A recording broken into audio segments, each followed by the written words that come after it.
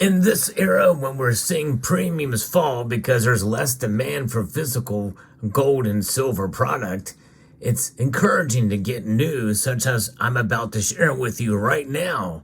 Surprisingly good news for gold and silver. I'll talk about it as we explore.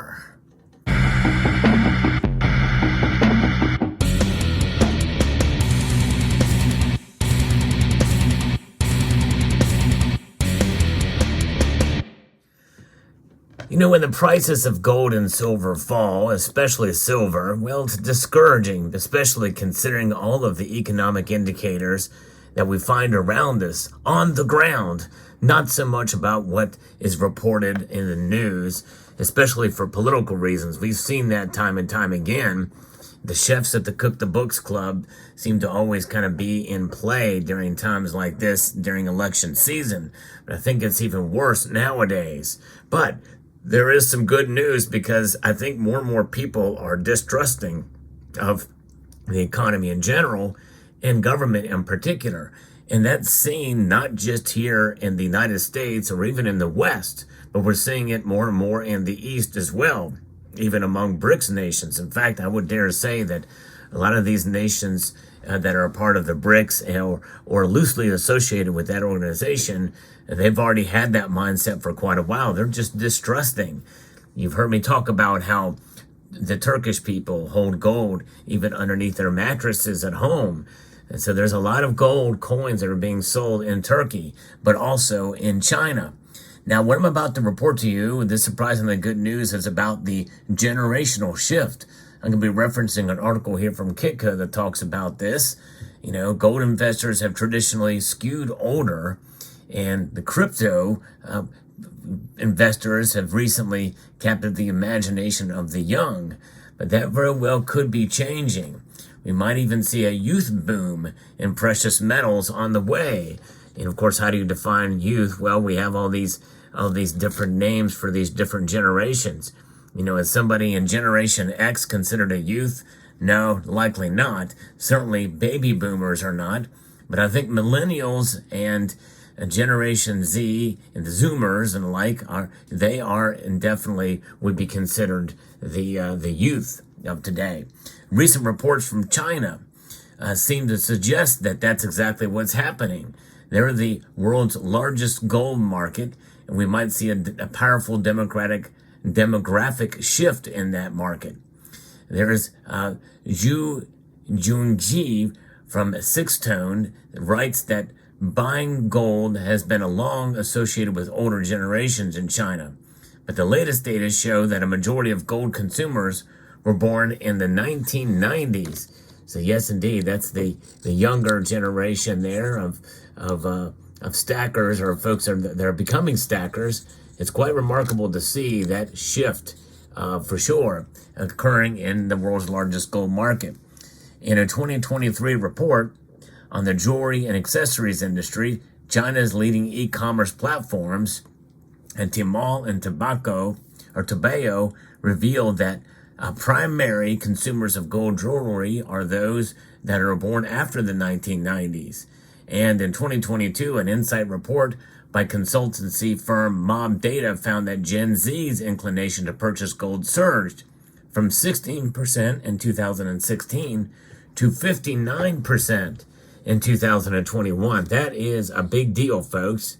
And I think that's part of the reason why gold especially has been buoyed up, marking the highest spending potential among all age groups. Industry numbers also show a dramatic increase in gold demand in the country.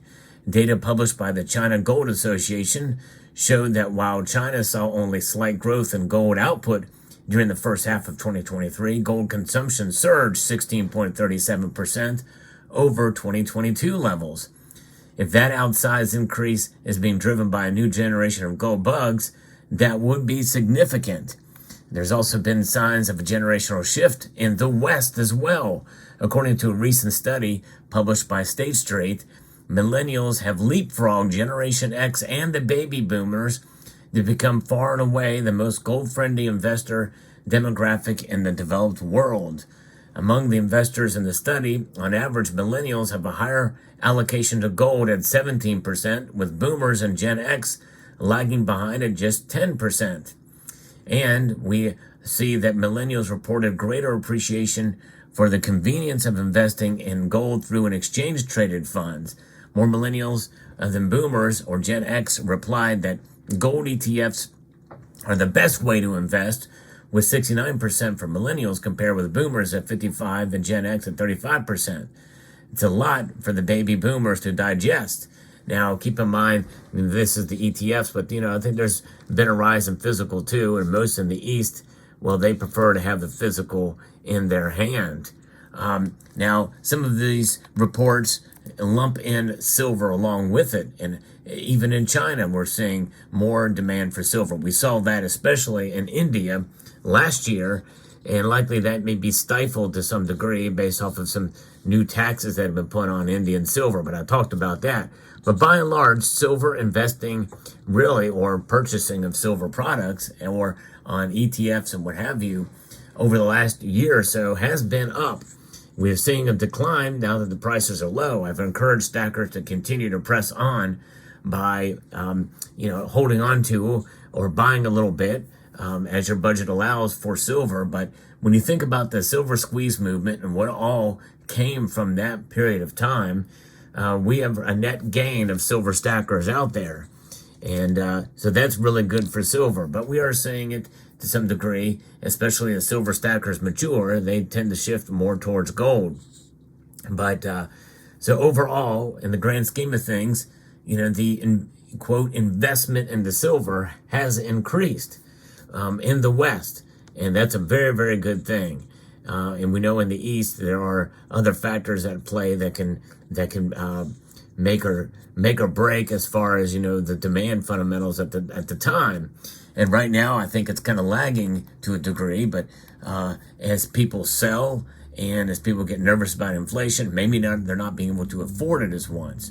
But, when the grand scheme of things, we look at it all, there is some fickleness in the market as well. And I think that's what we're kind of seeing right now when it's all being broken down. But this is good news to hear that there is a lot of this thing happening. Now, what is this about, the blockchain and bullion? We know that is coming as well, too, because Everett Millman, at the chief market analyst at Gainesville Coins, said that he agrees that he does not see strong interest in gold and silver for millennials or Zoomers in terms of on the ground, whether we've seen younger generations coming in or buying gold. That hasn't happened, he says. And that's from his point of view. He says, however, he does see younger investors gravitating towards gold-backed ETFs, which is what the State Street study had suggested. So that's kind of his anecdotal viewpoint. But nonetheless, there has been an increase overall. The time frame is not mentioned here, since there's some caveats here. And nonetheless, whether they are investing in ETFs or the physical, it is at least giving a little bit more interest, and the market is widening for gold and silver. But of course, obviously, that could be rather manipulative too, as there's a lot of there's a whole heck of a lot of derivatives in the silver ETF market as well, but gold too, and those could be increased as more people buy. So those are things to consider as we analyze this data or kind of try to figure out what this means. But what is it really about? It is about decentralization, inflation, and property rights when you think about it. And hey, when you hold it in your hand, you do take possession of it. Even in an ETF, if you truly don't hold it, if you don't own it. You've heard me mention multiple times on this channel that holding an ETF is merely an exposure to silver or gold's price, not the actual metal itself. Now, this article says here that with the crypto market entering another bull phase, younger investors are more likely to be running towards digital currencies these days rather than away from them. Engagement in the crypto ecosystem may be the mechanism that ultimately brings millennials and Gen Z into the metal space. Now, there is a fellow, Frank Holmes, you've heard me reference a piece that he's done before. He's a hedge fund manager, and he offers ETFs targeting several areas of natural resources, including precious metals. He's also the executive chairman at Hive Blockchain, the first publicly traded crypto miner of Bitcoin and Ethereum. Gold bugs and Bitcoin maxis, as they like to call themselves, read from the same Old Testament, the same economic book.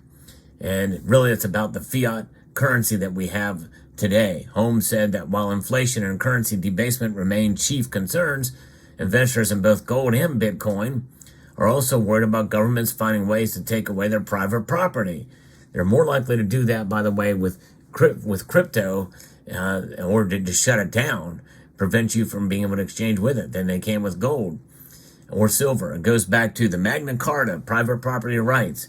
The Bitcoin maximalists are really hung up on that. This is my private property, like my home is my private property. I paid for it. Beyond the government, gold bugs and Bitcoin maxis also share a deep mistrust of big financial institutions and centralized private systems that can manipulate, control, or even steal people's assets. And one thing is for sure, even if you believe in hardcore manipulation of silver's price, they cannot take away your silver. They can only maybe encourage you to sell it because it's a losing asset. But as long as you hold on to it, you have the physical in your possession. And if we see a crash in the market like we saw in March of 2020, you know the premiums are going to increase and you're going to get more for your silver than you think. That's the thing that I think a lot of people don't understand when the market takes a downturn like we are seeing at this point in time.